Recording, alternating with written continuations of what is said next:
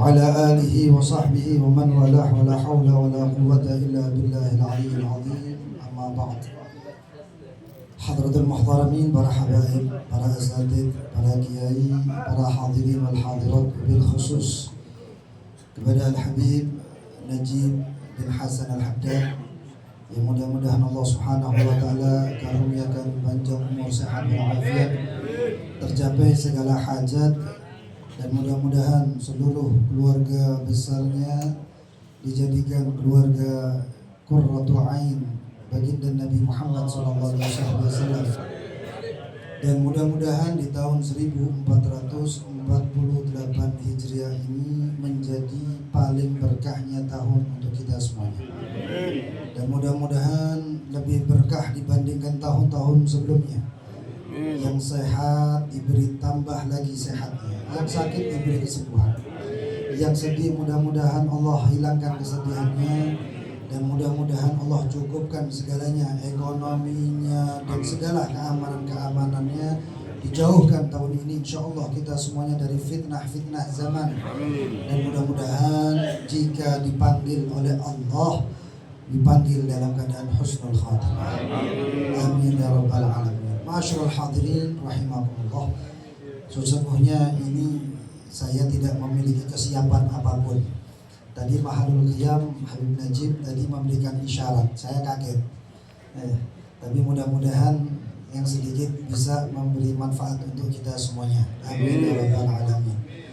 Ma'asyiral hadirin, dikatakan dalam satu riwayat, man kana yaumuhu khairun min amsih fahuwa rabih. Siapa yang harinya lebih baik daripada hari kemarin, maka dia adalah orang yang beruntung. Wa man kana yaumuhu mithlu amsihi fahuwa maghbun. Siapa yang harinya sekarang ini lebih atau sama dibandingkan hari kemarin, berarti dia tertipu.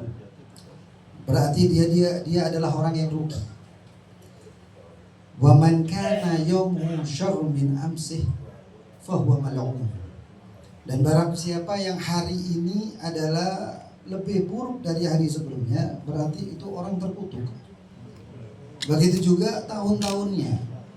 Jika itu hari, maka ini sekarang adalah tahun kita, 1448 Hijriah. Kita lihat hari tahun sekarang ini dengan tahun kemarin, itu kita lebih baik atau sama, atau na'udzubillah min dzalik lebih buruk. Yang bisa melihat adalah kita, yang bisa muhasabah, introspeksi diri adalah kita. Kita harus melihat itu semua.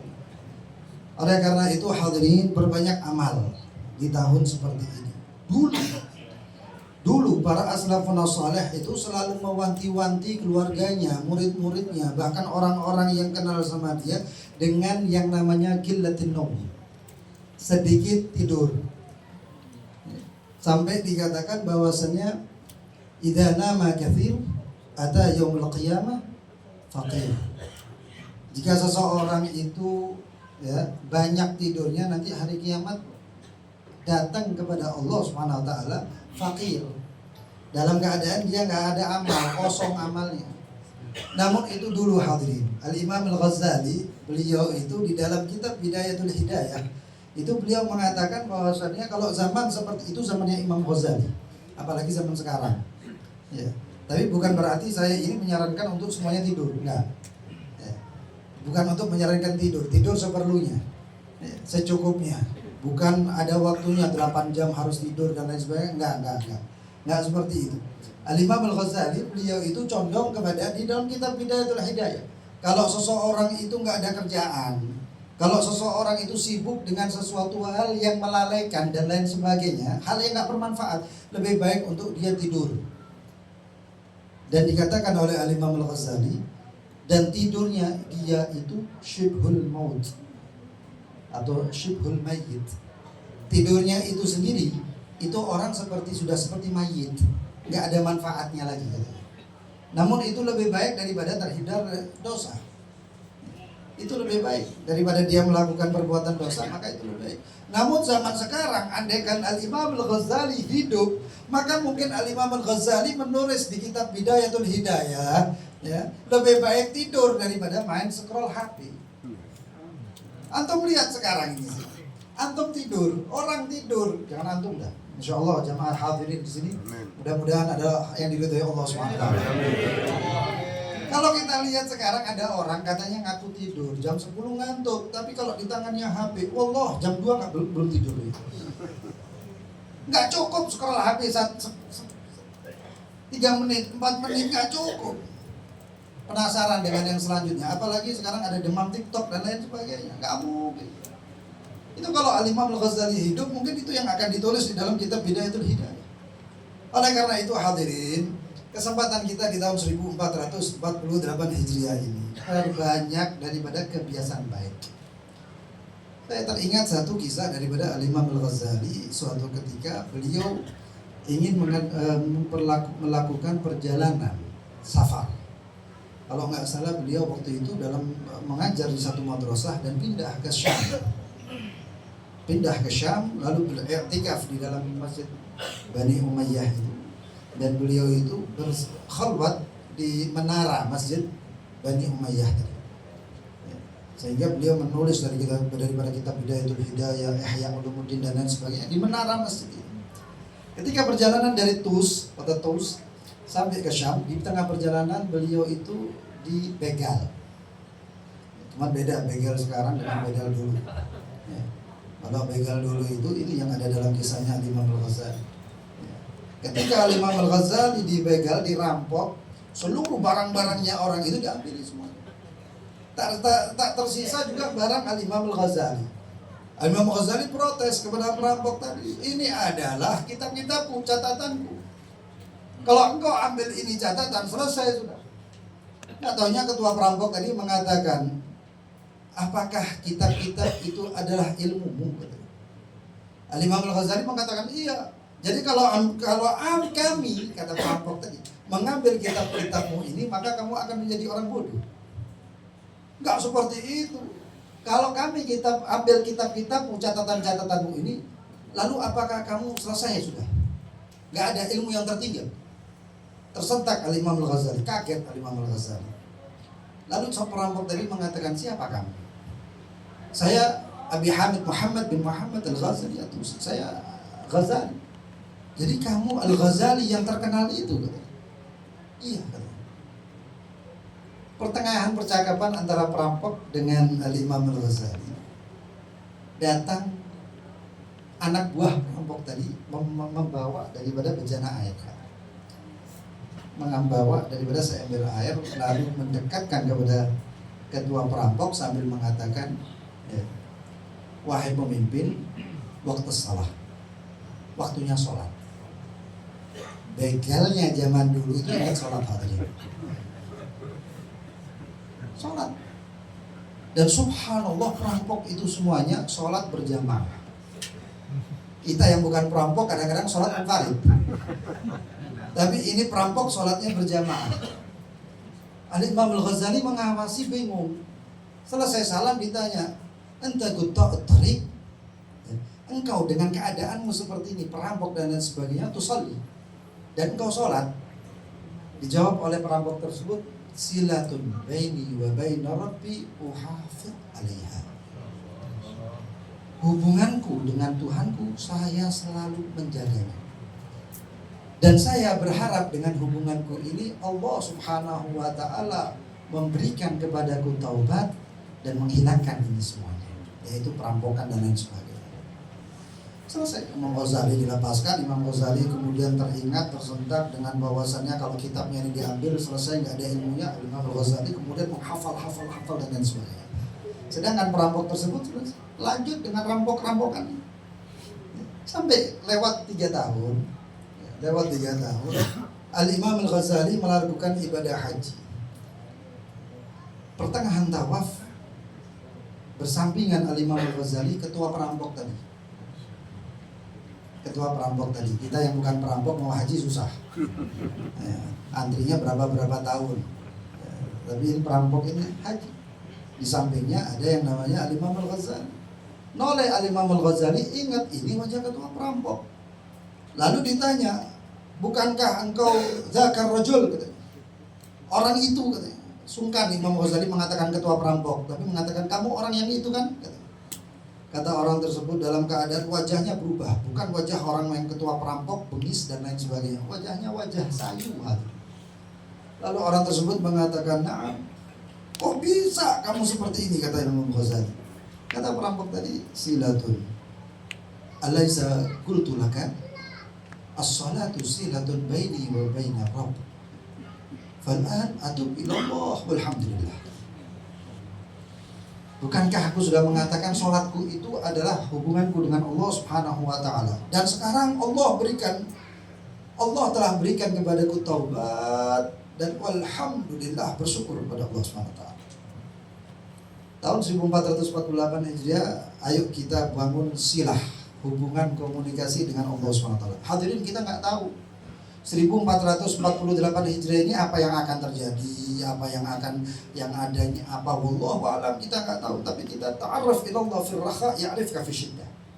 Kenalan dengan Allah Subhanahu wa ta'ala dalam masa seperti ini, enak-enaknya ini. Ya'rifka fi syiddah, maka Allah Subhanahu wa ta'ala akan mengenalimu ketika masa susah, sulit, keras dan lain sebagainya. Bangun kebiasaan. Karena kebiasaan antara kita dengan Allah, Allah akan ciptakan kebiasaan antara Allah dengan kita. Al-Imam Al-Hasan bin Ali bin Abi Thalib radhiyallahu anhu wa ardhahuma. Beliau itu, hadirin, pernah kedatangan satu pengemis datang di rumahnya. Mengetuk pintu, pembantunya melihat dibuka oleh pembantu Al-Imam Hasan, lalu kemudian Al-Imam Al-Hasan dipanggil. Datang ke pintu, ada hajat apa? Kata pengemis tersebut, "Saya minta uang. Sesungguhnya saya berapa hari nggak makan. Saya perlu uang. Saya minta uang." Al-Imam Al-Hasan mengatakan, "Intadhir, tunggu sebentar." Ditutup pintu tersebut, Al-Imam Al-Hasan lari buka pintu belakang, lari ke tetangganya pinjam duit. Kan seharusnya Imam Al-Hasan ketika ditanya seperti itu, "Saya nggak punya duit, minta maaf, didoakan, mudah-mudahan Allah kasih engkau rezeki." Selesai doanya Imam Al-Hasan, kabul. Tapi beliau nggak, tutup pintunya, lari pintu belakang dibuka, pinjam utang sama tetangganya. Begitu utang sama tetangganya, diterima duit tersebut, lari Imam Al-Hasan, dibuka pintu tadi, masuk, buka pintu depan, dengan pengemis tadi itu diberikan uang. Ini adalah uang tanpa ada diskon. Kalau kita mungkin pinjam ini, pengemis datang tanpa menyebut nominal, kita dapat nominal 1 juta, ya 500 ribu lah, 50-50 kan selesai. Ya, tapi beliau enggak, ini yang dapat selesai diberikan. Subhanallah, pelayannya Al-Imam Al-Hasan itu melihat semuanya. Lalu beliau setelah ditutup, pengemis tadi pergi, pembantu tadi mengatakan, "Ya Imam,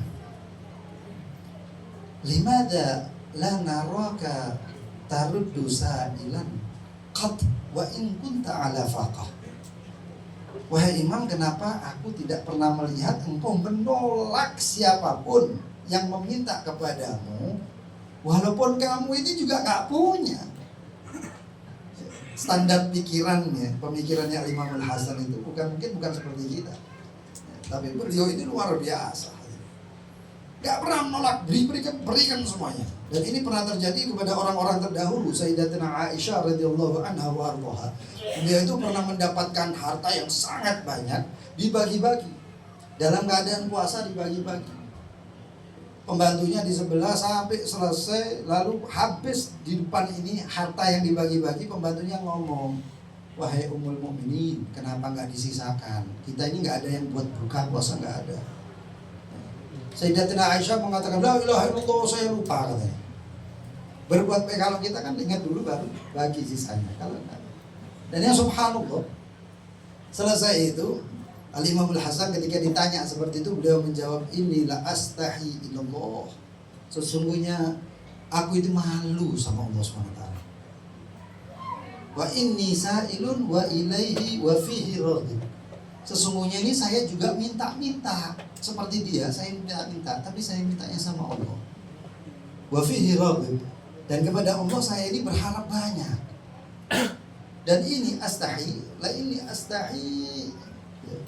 Sesungguhnya saya sangat malu. Karena Allah Subhanahu wa ta'ala awadani menjanjikan atau awadani membiasakan kepada aku an yufidu alayya.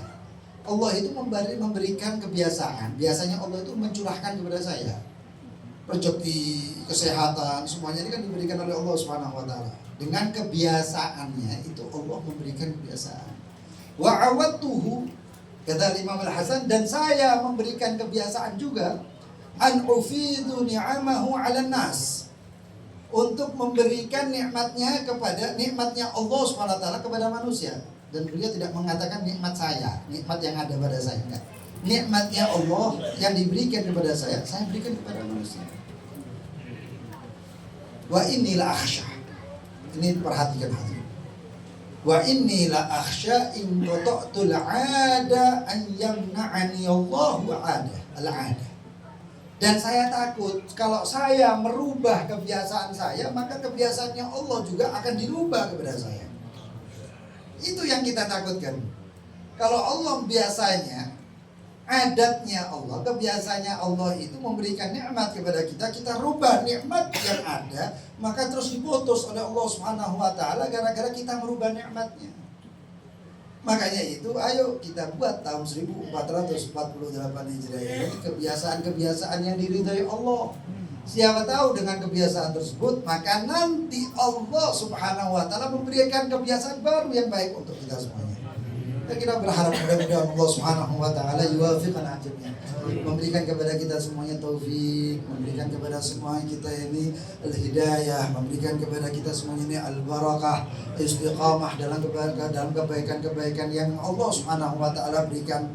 Ya, mudah-mudahan tahun 1448 Hijriah ini, mudah-mudahan kita berharap pada Allah Subhanahu wa taala untuk dijadikan tahun ini adalah tahun yang diridhai untuk kita semuanya dan kaum muslimin semuanya. Mudah-mudahan tahun kejayaan Islam dan muslimin, ya, kejayaan majelis-majelis ilmu, majelis-majelis dzikir, dan mudah-mudahan kita semuanya diberi hidayah oleh Allah. Mahdina bi hudak waj'alna mimman yusari'u fi ridhak wa la tuwallina waliyan siwa wa la taj'alna mimman khalafa amraka wa 'asak. Hasbunallahu wa ni'mal wakeel wa la haula wa la quwwata illa billahil 'aliyyil 'azim. Wa sallallahu ala sayyidina Muhammadin nabiyil ummi wa ala alihi wa sahbihi wasallam. Alhamdulillahi rabbil alamin. Mohon maaf karena tadwil atau lama. Wassalamualaikum warahmatullahi wabarakatuh. Allahumma salli wa sallim wa barik alaihi wa ala alihi. ولقد اتصف صلى الله عليه وسلم بمحاسن الأخلاق